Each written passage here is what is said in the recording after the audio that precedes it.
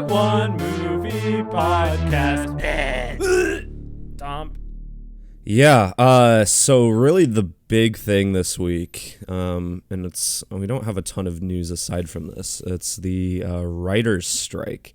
Yeah. Which the Writers Guild of America, it's kind of this union group for a lot of Hollywood writers. I don't know, if it encompasses everyone or exactly how it all works. I don't know those specifics, but they're going on strike against the Alliance of Motion Picture and Television Producers. Once again, I don't know the entire specifics. I tried to read into it a little bit before this podcast, but I kind of have like the main points here. The two big points that they are kind of going on strike for. One is about the residuals from streaming content, which I think was a point in the 07 to 08, but obviously on a much smaller scale because that was when Netflix was just starting. So it was kind of, no one knew where that was going at the time. So it's kind of, I feel like probably good that they should try to get more from them. Well, I don't know exactly how much they're getting, but writers always seem to be unappreciated or underappreciated rather in Hollywood. So you can't have our great movies without them. So they better get their fair share. Absolutely. I mean, you cannot have a good movie without a good script. It can be the best acted, best looking, best paced thing. If it's not a good script, it's nothing. Yeah, and I mean, I don't know what they get as far as residuals currently or anything, but I mean, I feel like they should still get quite a bit of that, and I don't know. Yeah, but also, I mean, just like all the late night shows and all that too, because I know SNL, all the talk shows involved in this too. So go ahead. I was just gonna say, I hope they get their what they deserve. Yeah, and the other big Oh, go ahead. Give them the bag. Give them the bag.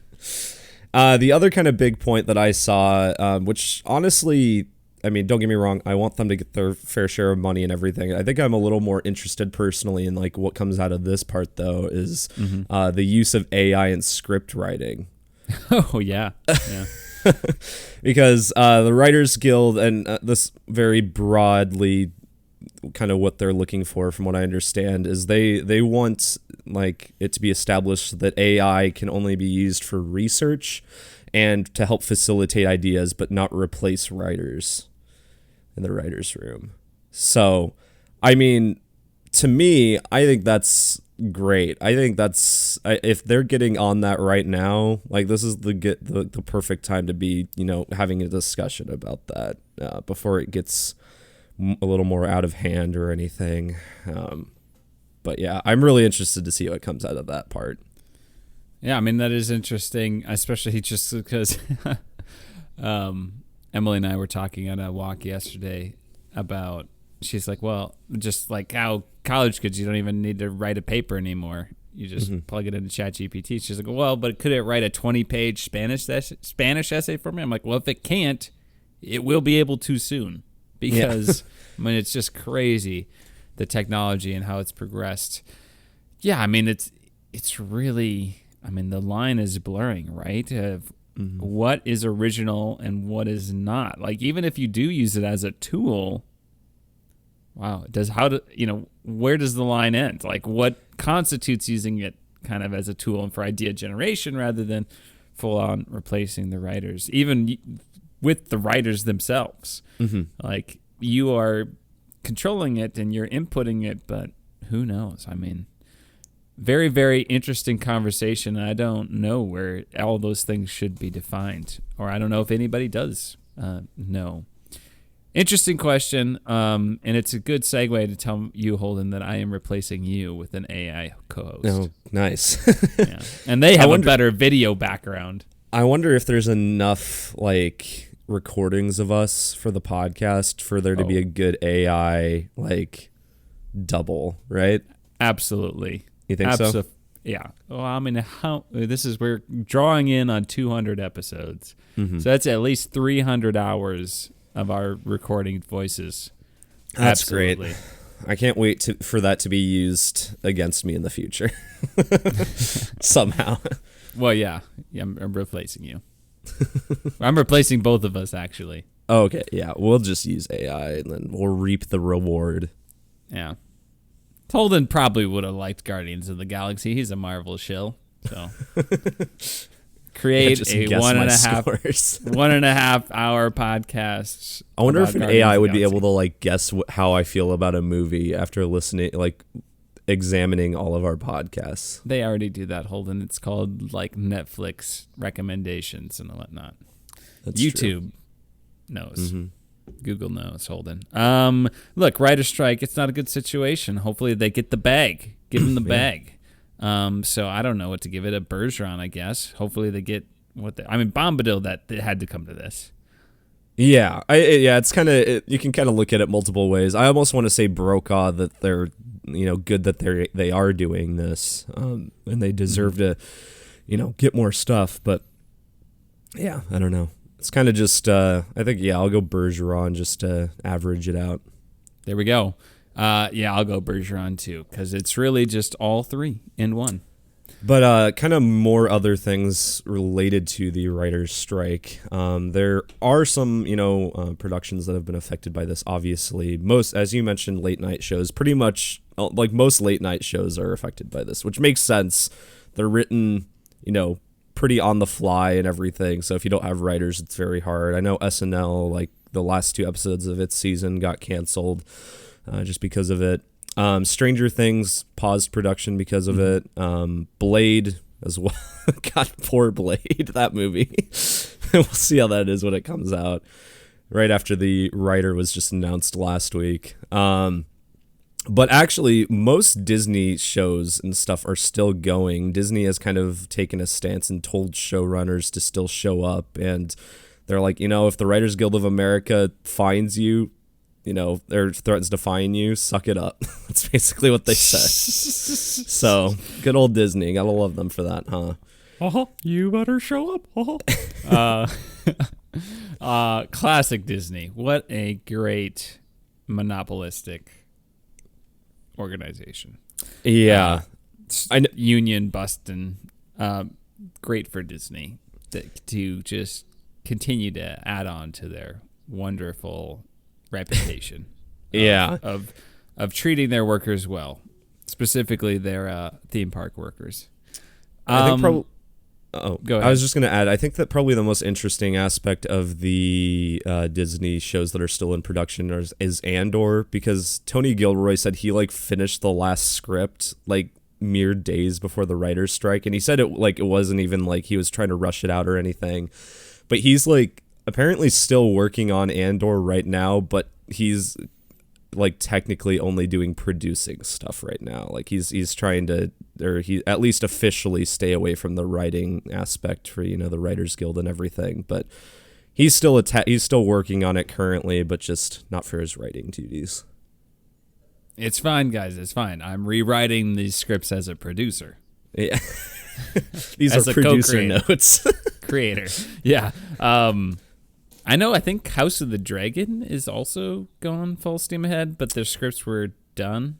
Yeah, but I think a lot of these shows, they go through rewrites, so I don't know. I think I saw HBO was kind of taking a similar stance to Disney, so a lot of that stuff is still going. It's tough, right? Especially if you're in the Writers Guild, because who doesn't? If you're a writer, who wouldn't want to work in Hollywood? So it's you want to strike? Well, we'll just get all these people who will come in who are willing to do it. So, the advantages and disadvantages of capitalism, Holden. We're not gonna go into that on this podcast. Not today. But one more thing before we move off the writer's strike, I just wanted to kind of look at the previous writer's strike. Yeah, which occurred 2007 to 2008. Very infamous in several. At least in terms of how it affected production. And obviously, I think writers getting paid well is more important. But I do think it's kind of funny to look at how it did affect some productions back then. Well, a couple of the big, more notable ones, Transformers: Revenge of the Fallen, the second one, is a pretty notable one because that movie just was made without a complete script. Like, they didn't even finish writing it because of the writer's strike, and they're like, you know what, we're just gonna keep going. And every time I see anything about that, I always think that the fourth one is my least favorite. But every time I see anything about that second movie, I'm like, God, that movie was bad. No, the second one I think is the worst one. It probably is. First midnight premiere I went to. Really? Mm-hmm. Okay. And Cool. I remember being like, wow, this is boring. That's like a sixth grader or something. And yeah, you still thought that. Yeah. Fifth grade. Another one that I always think of is Quantum of Solace, the second Daniel Craig James Bond movie, which was just such a huge drop in quality after the great Casino Royale. And it like, if you watch it not knowing about the writer's strike, you just think to yourself, like, what are they thinking with this movie? Like, why are they doing this? But it makes a lot more sense when you know that it was affected by this. Yeah. I've never seen Casino Royale, or not. I've seen Casino Royale. I've never seen Quantum of Solace. That's okay. You're not missing out. Like, in the overall like plot of the Daniel Craig movies, it is by far the least consequential. What does that even mean? Quantum of Solace? Is that just nonsense? Well, so Quantum was like, from what I remember, Quantum is like the evil organization that was like controlling stuff in Casino Royale in that movie, because they at the time didn't have the rights to use the name Spectre or something. Okay. And so they used that, and then when they got the rights back, they're like, oh, you know what? You know, Spectre's just the bigger fish or something. I don't remember. Something like that. So I don't know. Quantum's the name of the organization. Don't know what Quantum of Solace means, though. Just I don't know how that has anything to do with Solace. But I am not a smart man, Holden. The last couple things I wanted to mention about it. One, I forgot about this until I was looking up like examples of things that were affected by this strike. That the season 1 of Breaking Bad, Hank was originally supposed to die at the end. Oh yeah. That's right. But then they like didn't write the last 2 episodes of the season, and so he just didn't die because of that, and that's how he ended up staying in the show. So, you know, I guess that's like one good thing that came from it. Yeah. But who knows? Maybe there's even a more interesting Breaking Bad character out there. But no, that Hank storyline, that's incredible. I mean, how long they draw that out and the tension of that is like, it's so must good. have been so tempting as a writer to want to conclude it, but they didn't. So very cool. Anything else about the writer's strike, Holden? Yeah, just one more example that I always think of is the TV show Heroes. Do you remember the show? Oh, yes. I've heard of it. I've heard the first season is incredible. And then, because of the writer's strike, it falls off a cliff and got canceled.